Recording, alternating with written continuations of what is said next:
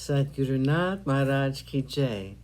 Welcome to Jagadambe Reads the Holy Books of India, Mahabharata 265.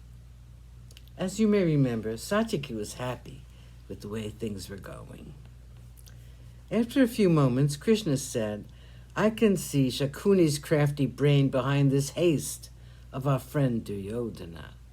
Shakuni knows that my friendship is very necessary for the Kauravas. He has therefore sent Duryodhana to me. But this simple man does not know that he has been granted the skin of the fruit and that Arjuna has got the kernel. It's all the work of fate. I'm glad I was saved the embarrassment of saying no to Duryodhana by the timely presence of Arjuna. If I'd not seen Arjuna first, I do not know what I would have done. Satyaki said, I know what you would have done. You would have told him that you have already decided to help the Pandavas, that you had not approved of the actions of the sons of the old blind king. You were spared the speaking of these frank words. That's all. I know you, Krishna. Krishna smiled and said, Today everyone seems to know me except me. Arjuna said, I know you, and now you say I know you. And earlier in the day, my Lord Balarama and I were discussing the war. He said, I know you, Krishna. You are bent on seeing this war fought. You have decided on the death of Duryodhana and Radeya. I do not want to fight against you. I cannot have it. I do not care what happens to the Pandavas or the Kauravas, for that matter. I'm only sorry for Duryodhana. He's a good boy. It is that awful father of his who has brought him to this state. He has many noble qualities, but all that is not going to be remembered by the world of men and women.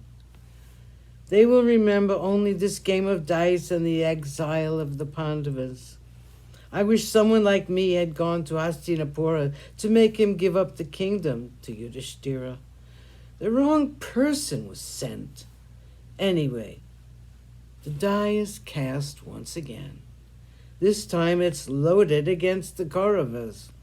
Shakuni once wielded the treacherous dice. This time, the loaded dice will be wielded by you, Krishna.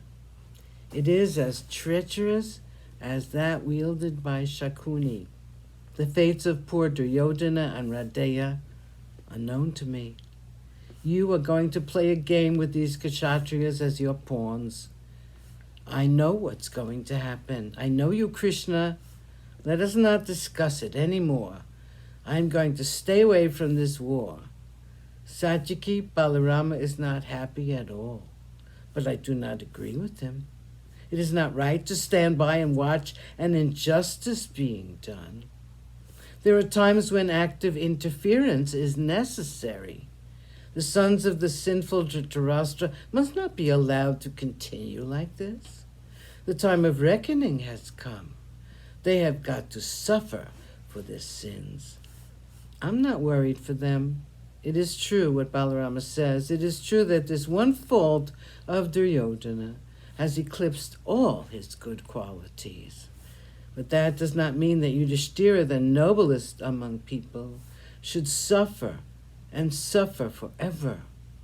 What Duryodhana has done to the Pandavas and to the proud Draupadi cannot go unpunished. Bhima's oath cannot become false. These things have been predestined. It is up to us to see that the Pandavas win this war. The thought of war is as hateful to me as it is to Yudhishthira. I'll try my best to avert it, but I know that all my attempts will fail. Still, I'm going to try. But now, let's go to Upaplavya. Yudhishthira will be waiting very eagerly for our coming. Sadhguru Nath Maharaj Ki Jai. Thank you for coming. I hope you come again.